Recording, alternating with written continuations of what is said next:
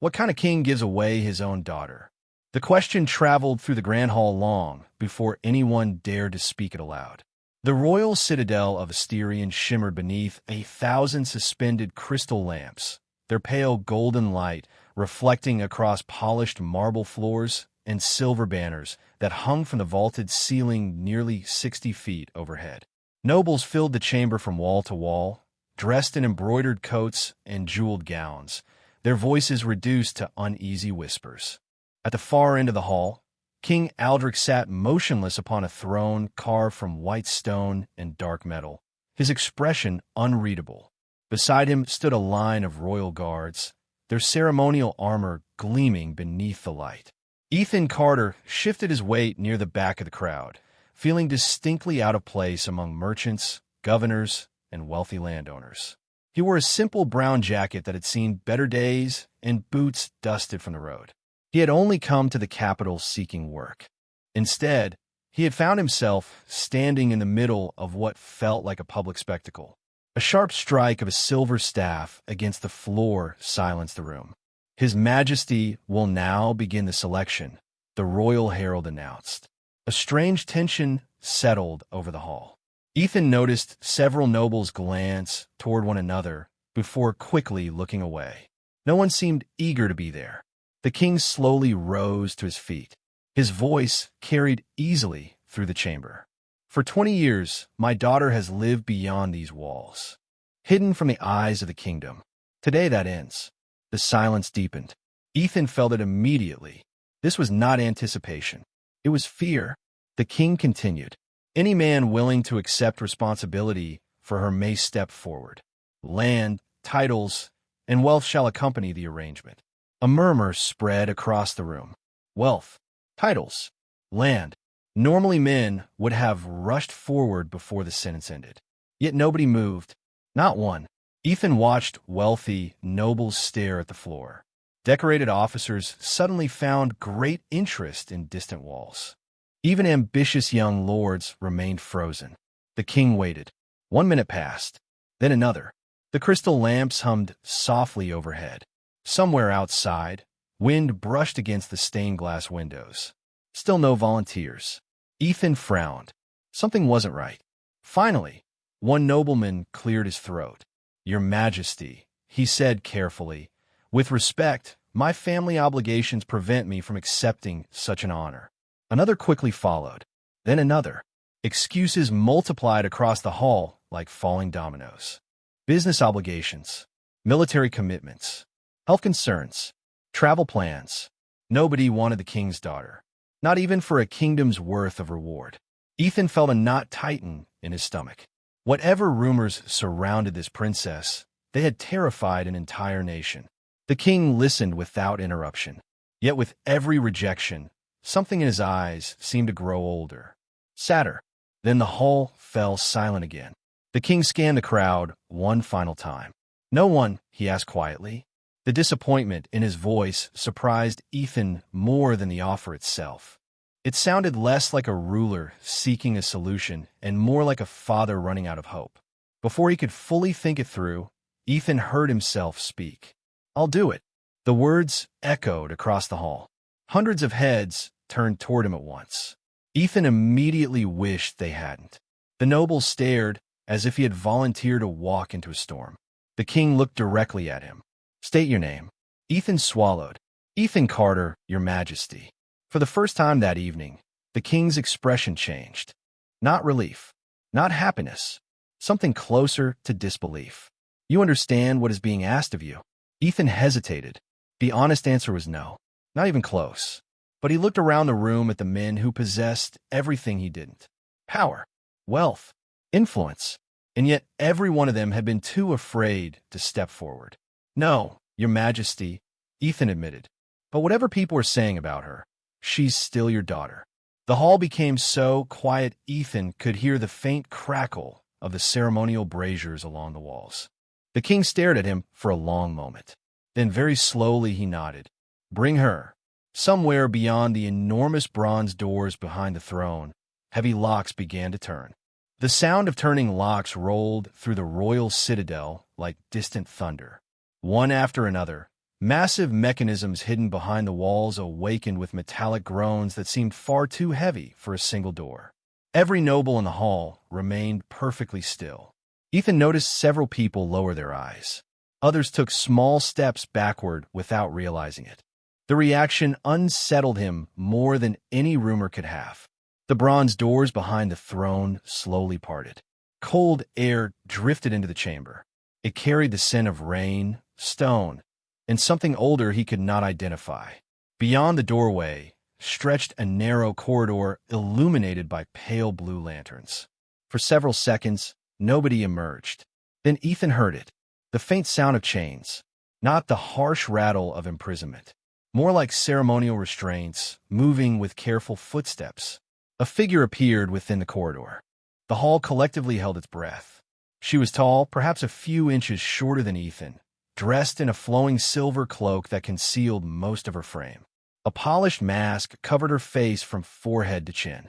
Delicate patterns had been engraved into the metal, transforming it into something almost beautiful despite the tension surrounding her arrival. Long white hair spilled over her shoulders and reflected the crystal light overhead. The chains Ethan had heard were attached loosely around her wrists. They did not appear necessary. She walked calmly, neither resisting nor hiding. Yet the moment she entered the hall, dozens of nobles looked away. Some stared at the floor. Others focused on distant walls. Ethan found that far stranger than anything he could actually see. The princess stopped several feet from the throne. Her posture remained straight, silent, patient, like someone who had stood through this humiliation many times before. King Aldrich's voice softened. "Eleanor." The princess inclined her head slightly. No reply came. Ethan studied her carefully. He expected anger, embarrassment, resentment. Instead, she seemed tired. Not physically tired. The kind of exhaustion that settled deep inside a person after years of disappointment. The king stepped down from the throne platform. The movement alone caused murmurs throughout the hall. Ethan suspected the ruler rarely descended during formal ceremonies. Aldrich approached his daughter and gently removed one of the chains himself. "You understand why you are here?" he asked quietly. Eleanor remained still for several moments. Then she nodded once. The king closed his eyes briefly. Ethan saw genuine pain cross the man's face. It vanished almost immediately beneath years of royal discipline. Turning back toward the assembly, Aldrich raised his voice. "This is Princess Eleanor Astria, my daughter. She will leave the citadel today under the protection of Ethan Carter." A few nobles exchanged shocked looks. One elderly governor nearly dropped the jeweled cane he carried. Ethan wondered what part surprised them more, the transfer itself or the fact that the king had used the word protection. The princess slowly turned her masked face toward Ethan. Although he could not see her eyes, he felt her attention settle on him. It was not curiosity, it was caution, as though she were trying to understand why he had stepped forward when everyone else refused. The silence stretched between them. Ethan suddenly became aware that hundreds of people were waiting for him to react. He cleared his throat. "Hello." Several nobles looked horrified. Ethan almost laughed. Apparently nobody greeted princesses that way. To his surprise, Eleanor tilted her head slightly. The smallest movement, yet something about it felt human, normal. For the first time all morning, the tension in Ethan's chest eased. She was not a monster. She was simply a woman standing alone in a room full of people who had already decided who she was. King Aldrich watched the exchange carefully. Then he reached into his coat and removed a small silver key attached to a blue ribbon. He handed it to Ethan. "This opens the house prepared for you both beyond the Western River," he said. "Everything necessary has already been arranged." Ethan accepted the key. It felt unexpectedly heavy in his palm. The king's gaze lingered on him. "One more thing, Mr. Carter." "Yes, Your Majesty?" Aldrich looked toward his daughter before answering. "Whatever you think you know about Eleanor, forget it. Most people stopped seeing her years ago." For the first time since entering the hall, the princess lowered her head. And somehow, that simple gesture felt far heavier than all the chains that had accompanied her through the door. The journey west began beneath a sky painted in fading shades of gold and blue. Ethan guided the small carriage along a stone road that followed the river beyond the capital, while Eleanor sat across from him in complete silence. The rhythmic creak of wooden wheels filled the space between them. Occasionally the horses snorted as cool evening air drifted through the open windows. For nearly an hour, neither spoke. Ethan was not sure whether conversation would help or make things worse. Eleanor remained wrapped in her silver cloak, her polished mask reflecting brief flashes of sunlight whenever the carriage passed beneath gaps in the trees. The silence was not hostile. It felt practiced, familiar, like someone who had spent years learning that speaking rarely changed anything. As the last towers of the capital disappeared behind distant hills, Ethan finally cleared his throat. "I should probably tell you something." Eleanor slowly turned her head toward him. "I'm not a noble." Her masked face remained still. That much was obvious. Ethan smiled despite himself. "Good. I was worried the jacket gave the wrong impression." For a second, he thought he heard the faintest sound resembling amusement. Then it vanished. The carriage continued west. The road narrowed. Tall pine trees lined both sides, their branches swaying softly in the wind. A flock of white birds crossed overhead. Ethan watched them disappear beyond the forest canopy. "I worked construction jobs most of my life," he said. "Built bridges, repaired roofs, anything that paid." No response came. Yet he noticed Eleanor had not looked away. "Why are you telling me this?" she finally asked. Her voice surprised him. Soft, calm, not at all what the rumors in the hall had suggested. "Because we are apparently going to be living in the same house." Ethan shrugged. "Seems strange not to introduce myself." Eleanor stared at him for several seconds. Then she looked out the window. "Most people prefer not to know me." Ethan followed her gaze toward the passing forest. "Most people in that hall look terrified of you." "They should be." The answer came immediately. Too immediately, like something repeated countless times. Ethan studied her carefully. "Do you believe that?" Eleanor did not answer. The silence returned. By sunset, they reached the western river. The house waited on a small hill overlooking the water. It was larger than Ethan expected. 2 stories tall, white stone walls, a dark slate roof. Warm light glowed through several windows where servants had apparently prepared everything before leaving. The place felt less like a reward and more like an exile wrapped in comfort. Ethan climbed down from the carriage first and opened the door for Eleanor. She hesitated before stepping outside. The river below reflected the colors of dusk: orange, violet, silver. For the first time since leaving the capital, she seemed distracted by something other than caution. "It is beautiful," Ethan said quietly. Eleanor stared toward the water.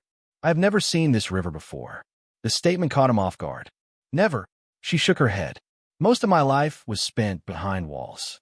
The words lingered in the evening air. Ethan suddenly remembered the king's expression when he spoke of her. Not fear, regret. Inside, the house felt surprisingly normal. Shelves filled with books lined one wall. A fireplace occupied the center of the main room. Fresh bread sat cooling on a wooden table beside a small basket of apples.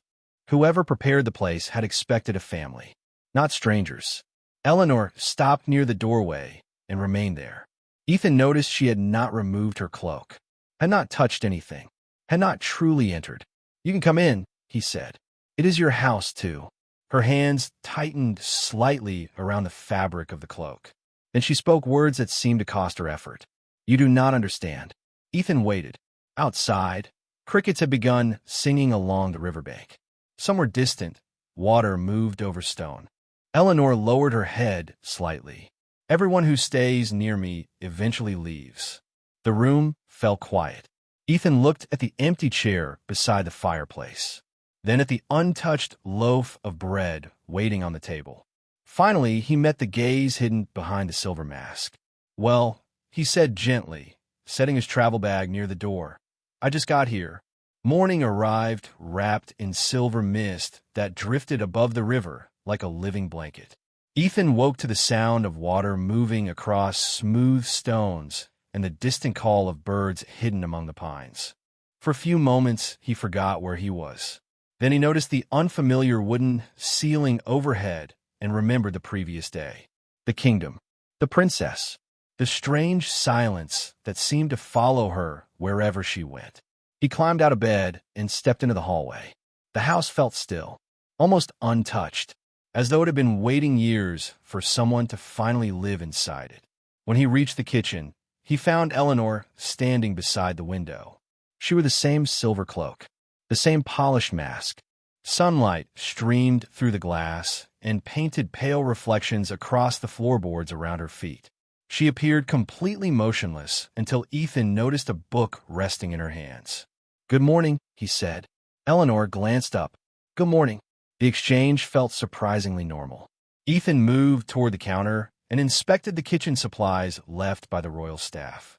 Flour, eggs, dried herbs, fresh fruit, more food than he had expected. "Can you cook?" he asked. Eleanor lowered her eyes back to the book. "No, perfect." He grabbed a mixing bowl. "Then if this goes badly, we can both blame me." An hour later, the kitchen looked as though a small storm had passed through it. Flour dusted the countertop. One loaf had collapsed into something that resembled a brick. Another leaned sideways in a way bread probably should not. Ethan stared at the results and sighed. Across the table, Eleanor quietly watched. Then, unexpectedly, she laughed. It lasted less than 2 seconds. A small sound, soft and genuine, but it changed the entire room. Ethan looked up. Was that a laugh? The princess immediately became still again. "No, pretty sure it was." "You are mistaken." Ethan pointed toward the failed bread. "In my defense, it looked better before the oven got involved." Another brief laugh escaped before she could stop it. This time she lowered her head afterward as if surprised by herself. Ethan noticed something then. Whenever she forgot to guard herself, even for a moment, she seemed younger. Not in age, in spirit, like someone carrying a burden that occasionally slipped from her shoulders. The rest of the morning passed quietly. Ethan repaired a loose cabinet door, replaced several damaged roof shingles, tightened hinges that squealed whenever opened. The work felt familiar, comfortable. Every so often he glanced toward the house and noticed Eleanor watching from one of the windows. By afternoon, clouds gathered above the river. Cool wind swept across the hillside. Ethan returned inside, carrying a toolbox, and found Eleanor standing near the fireplace. A folded blanket rested in her hands. "You left this outside," she said. "Thanks." He accepted it. You know, most princesses are not expected to rescue blankets. Most princesses are not expected to be given away either. The words slipped out before either of them could stop them. Silence followed. Not awkward silence. Sad silence. Eleanor turned away first. Ethan watched her carefully. "Can I ask you something?" She hesitated, then nodded. "Why do you keep wearing the mask?" The room became very quiet. Rain tapped gently against the windows. Eleanor's fingers tightened around the edge of her cloak. For a moment, Ethan thought she would leave without answering. Instead, she stared into the fire and spoke so softly he almost missed it. "Because people are kinder when they cannot see me." Ethan looked at her for several seconds. Then he pulled out a chair and sat down. "That sounds like something someone told you." Eleanor remained silent. The fire crackled softly between them. Outside, the rain continued falling over the river and pine forest. Finally, Ethan spoke again. "For what it is worth, I think they were wrong." Eleanor did not respond. Yet later that evening, while setting the table for dinner, Ethan noticed something strange. There were 2 plates waiting instead of 1. And somehow that small detail felt more important than anything that had happened in the royal hall. 3 weeks passed beside the Western River, and for the first time in years, Eleanor began measuring time by ordinary things. The sound of rain on the roof, fresh bread cooling on the kitchen counter, the golden light that appeared each evening across the water just before sunset. Small things, human things. Ethan never asked her to become someone different. He never pushed for answers.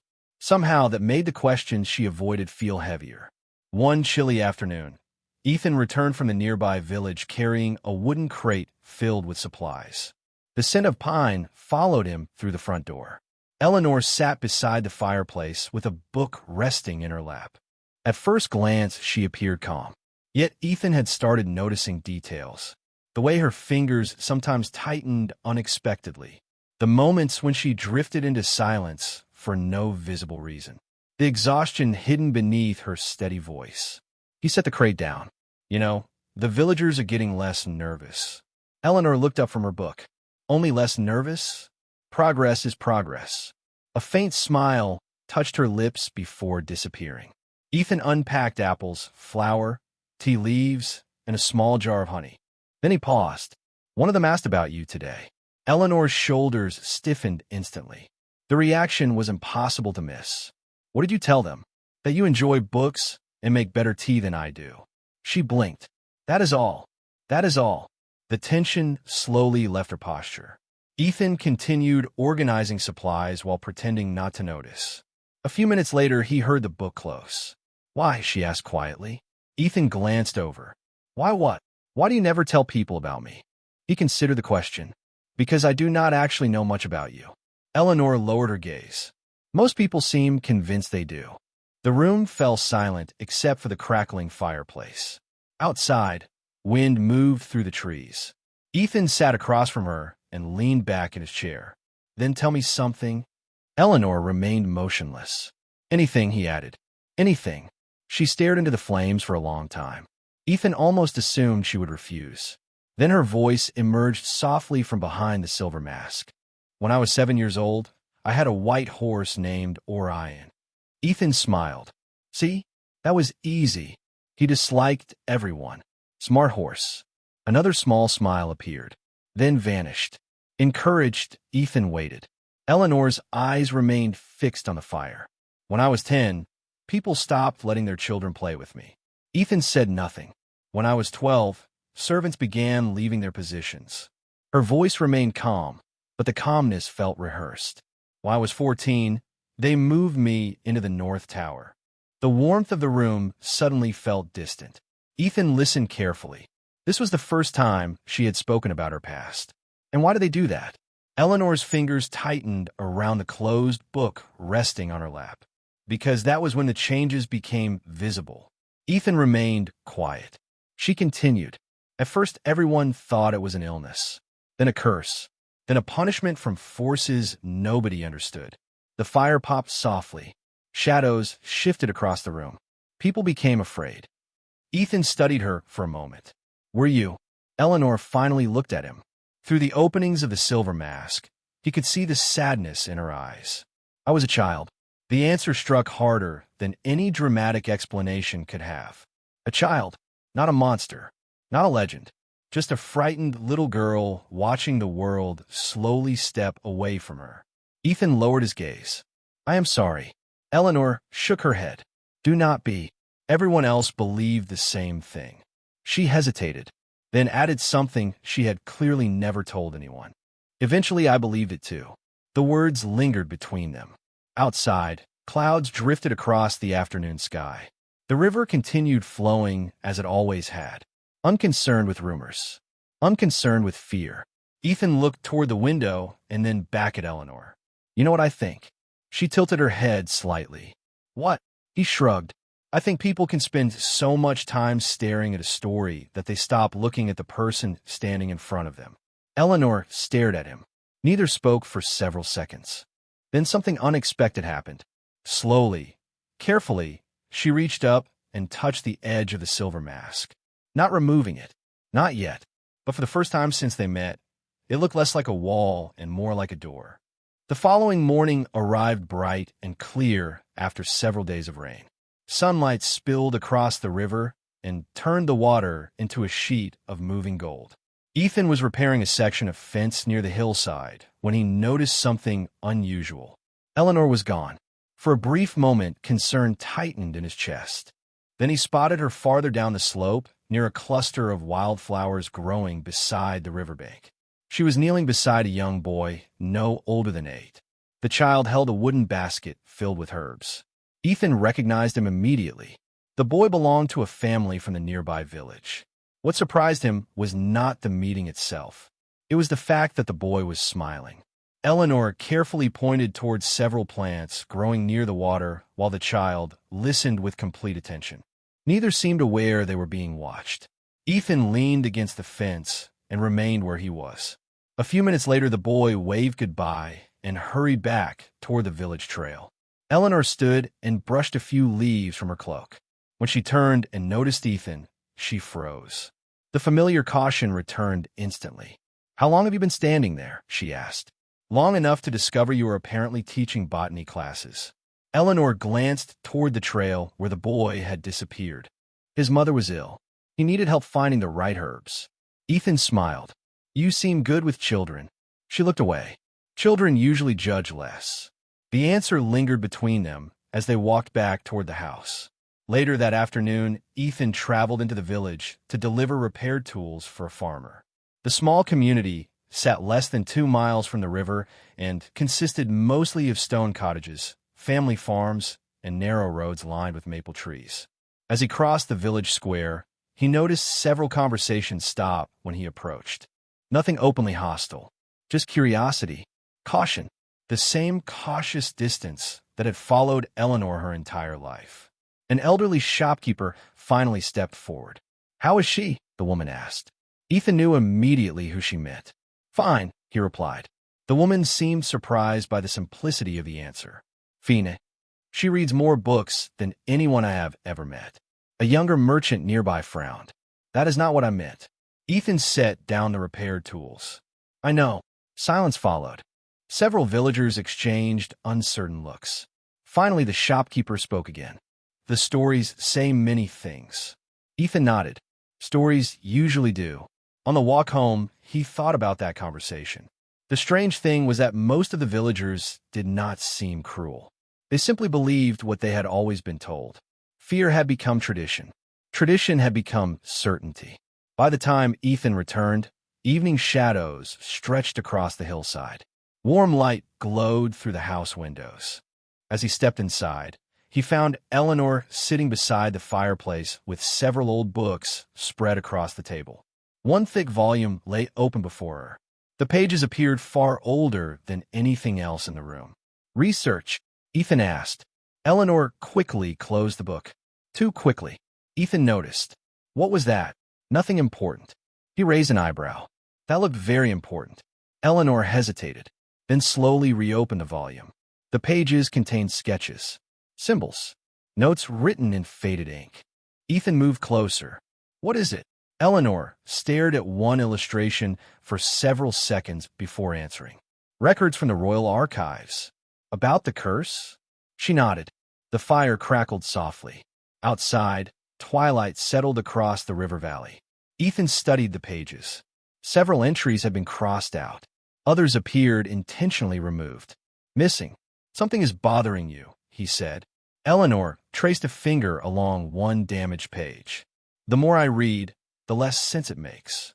Ethan pulled out a chair and sat beside her. "What does not make sense?" Eleanor looked up slowly. For the first time since leaving the capital, uncertainty outweighed sadness in her eyes.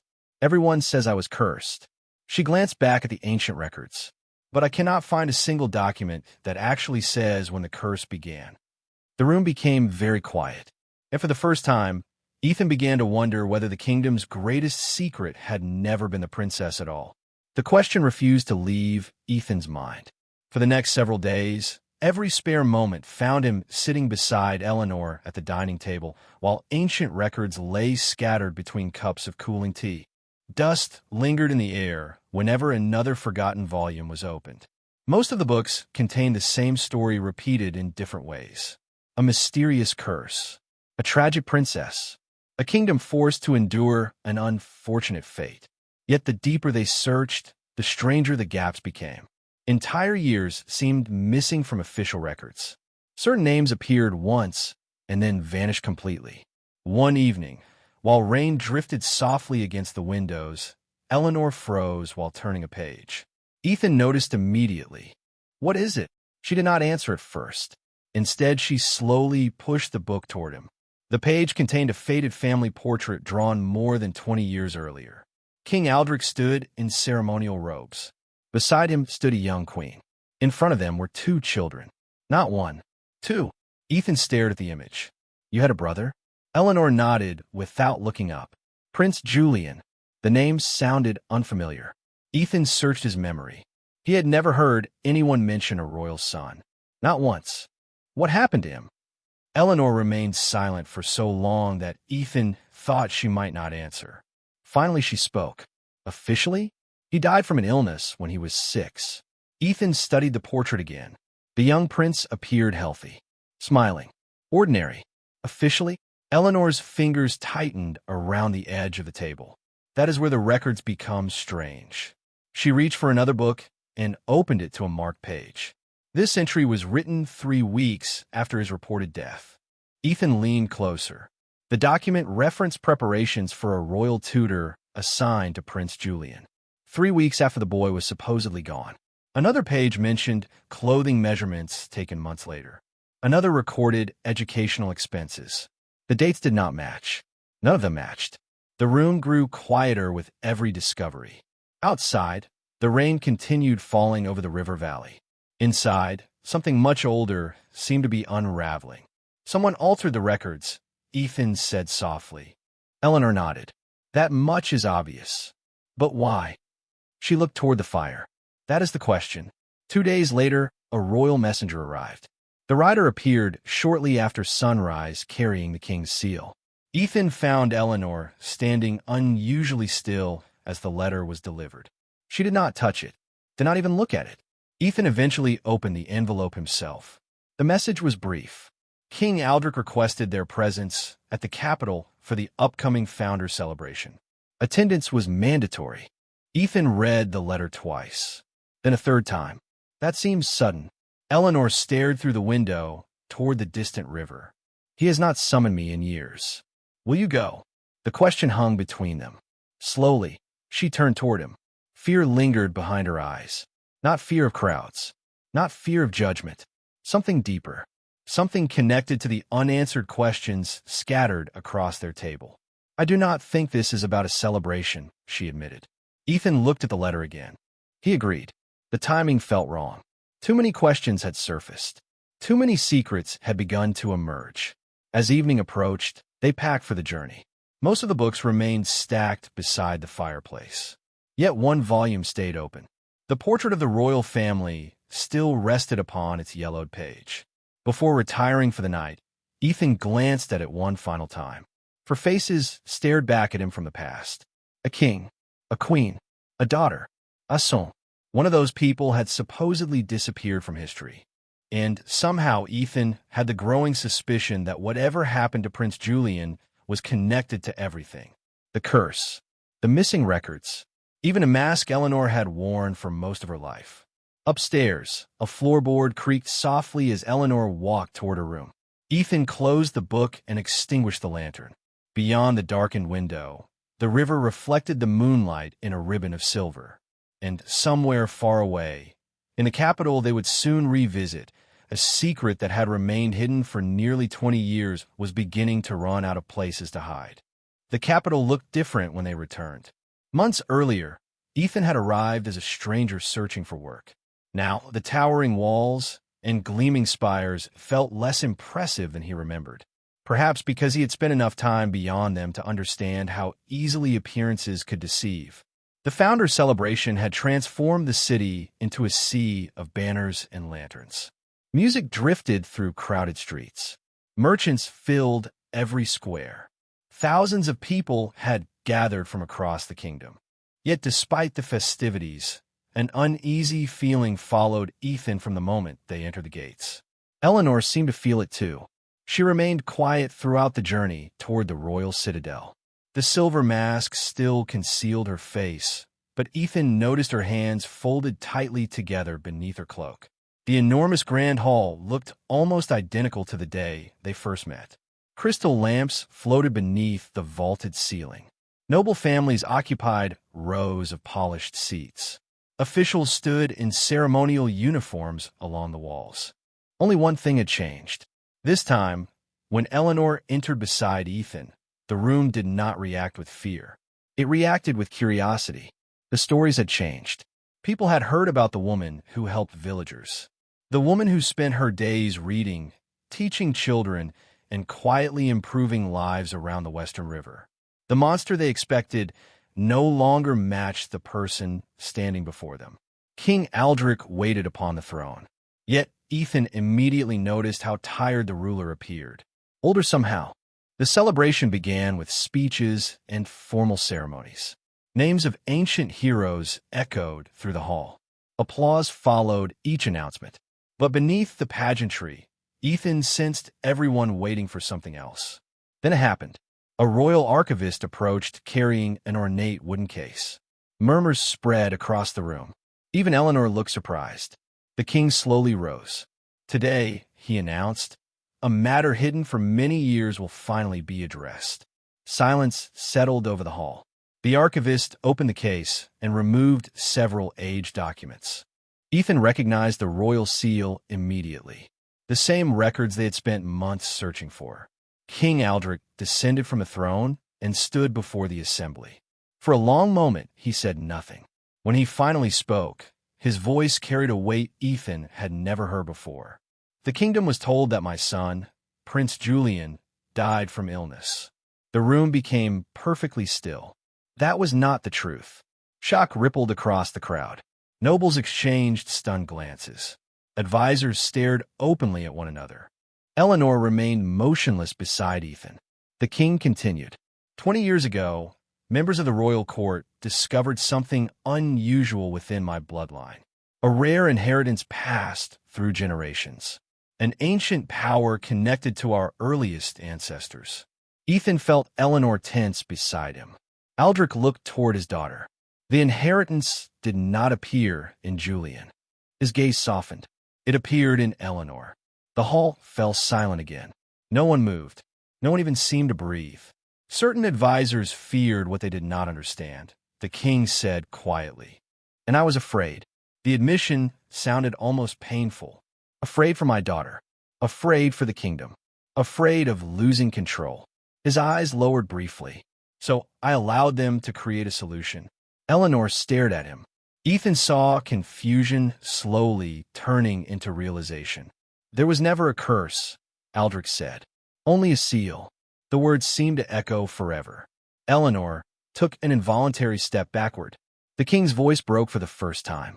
Everything you suffered happened because I believed fear was wisdom. The hall remained frozen. Years of stories collapsed in a single sentence. The monster, the exile, the isolation, none of it had been fate. None of it had been punishment. It had been a choice made by frightened people. Suddenly a low hum filled the air. Crystal lamps overhead began to shimmer. Soft streams of silver light emerged from beneath Eleanor's cloak. Gasps spread across the room. She looked down at her hands. The glow intensified. Not harsh, not dangerous. Beautiful, like moonlight flowing beneath her skin. Ancient symbols hidden within the ceiling responded with matching light. Ethan stepped closer instinctively. Eleanor turned toward him, fear and wonder mixing in her eyes. For the first time in her life, the story she had been told about herself was breaking apart. And standing in the center of the great hall, surrounded by a kingdom finally beginning to understand the truth, she realized she had never been becoming something else. She had been becoming herself. No one spoke. The grand hall remained suspended in a silence so complete that even the distant flutter of banners could be heard beneath the vaulted ceiling. Silver light continued to flow gently around Eleanor like drifting threads of moonlight.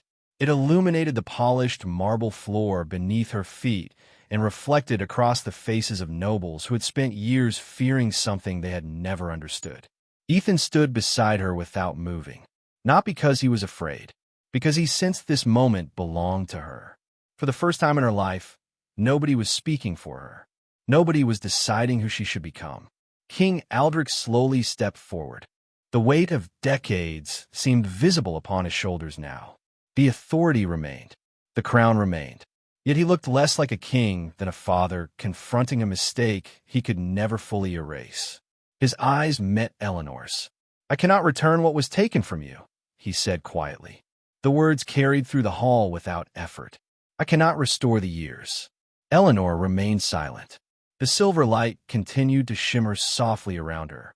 Aldrich lowered his head, not as a ruler performing ceremony, as a man accepting responsibility. But I am sorry. Ethan watched the reaction spread through the crowd. Shock, confusion, reflection. Many of these people had grown up believing the same story. They had inherited fear without ever questioning it. Now they stood face to face with the truth. The monster had never existed. Only a frightened girl carrying a burden she never chose. Eleanor looked toward the nobles filling the hall, toward the advisors, the merchants, the governors. Hundreds of faces stared back at her, waiting. The strange thing was that she no longer seemed frightened by them. Months ago, she would have lowered her gaze, hidden behind silence, hidden behind shame. But the woman standing in the center of the hall was not the same woman who had left the capital. The river had changed something. The books, the laughter, the small moments around a dinner table, the realization that kindness could exist without conditions. Slowly, Eleanor reached up and touched the silver mask. The movement drew every eye in the room. Ethan felt his heart quicken, not because he expected a dramatic revelation, because he understood what the gesture meant. For years the mask had been a shield, a prison, a promise that she would never truly be seen. Eleanor's fingers lingered along the polished edge. Then she removed it. The hall remained silent. Ethan glanced toward the crowd. No gasps followed. No fearful whispers. No recoiling faces. People simply looked, really looked, perhaps for the first time. Eleanor stood beneath the crystal lights exactly as she was. And nothing about her resembled the stories that had haunted the kingdom for 2 decades. She appeared strong, thoughtful, human. Tears glistened in the eyes of more than one noble. Not because of what they saw, because of what they finally understood. Eleanor lowered the mask into her hands. Then she turned toward her father. I spent many years believing I was broken, she said softly. Her voice remained steady. Today I learned I was only hidden. Aldrich closed his eyes briefly. The words struck with the quiet force of truth. Eleanor looked across the hall one final time. I do not wish for revenge. Murmurs rippled through the crowd. She continued. Fear has already taken enough. The silver light surrounding her gradually softened. The ancient symbols in the ceiling dimmed. One by one, the crystal lamps returned to their normal glow. Yet somehow the room seemed brighter than before. The celebration officially resumed hours later, but Ethan barely remembered any of it. Speeches faded into the background. Formal announcements blurred together. What remained clear was a single image. Near midnight, after the crowds had dispersed and the palace had grown quiet, he found Eleanor standing alone on a balcony overlooking the city. Thousands of lanterns flickered below like stars scattered across the earth. For a while neither spoke. Cool night air drifted between them. Finally Eleanor smiled. A real smile. Unburdened. Do you know something strange? She asked. Ethan leaned against the railing. What? She looked toward the horizon where moonlight shimmered across distant rooftops. For years I thought the day people finally accepted me would be the happiest day of my life. Ethan waited. Eleanor glanced toward him. It was not. No. She shook her head gently. The happiest day was the first morning by the river when someone spoke to me like I was already enough. Neither said anything after that. They simply stood together beneath the stars while the kingdom slept below. And for the first time in many years, no one looked away. The fear was gone. The stories were gone. Only the truth remained. Sometimes the greatest transformation is not becoming someone new. Sometimes it is finally being allowed to be who you were all along.